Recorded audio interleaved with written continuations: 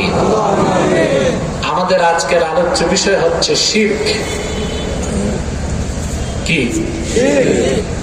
আমরা আজকে ইচ্ছায় বা অনিচ্ছায় আকীদাগত শিরক, রাজনৈতিক শিরক, সাংস্কৃতিক শিরক, বিভিন্ন শিরকে আক্রান্ত হয়ে মূল্যবান ঈমানকে নষ্ট করে ফেলছে।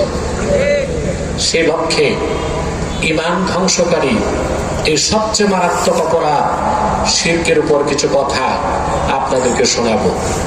ভূমিকাতে ছোট্ট একটি কথা বলছি। এখানে যারা এসেছেন আর বসে আছেন, আসার পেছনে পার্থিব, জাগতিক, সামাজিক কিংবা রাজনৈতিক কোনো স্বার্থ আমাদের নাই।